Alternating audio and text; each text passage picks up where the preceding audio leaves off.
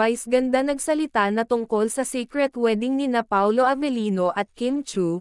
Sinuportahan ng Showtime family ang naging desisyon nina Kim Chu at Paolo Avellino, at isa daw di umano si Mimi Vice na masayang-masaya at suportado ang naging desisyon ni Kim Chu.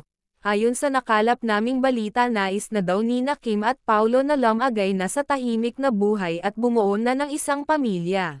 Kaya ngayon daw ay focus sila sa kanilang trabaho upang paghandaan ang araw na pinakahihintay nila. Samantala marami ang nagsasabi na di umano'y nagpa-secret wedding na sina Kim at Paolo dahil sa mukha na sila di umanong mag-asawa. Ngunit binigyang linaw naman ni Mimi Vice na hindi daw totoo ang lumabas na balita. Bagkus ay isa lamang daw itong haka-haka.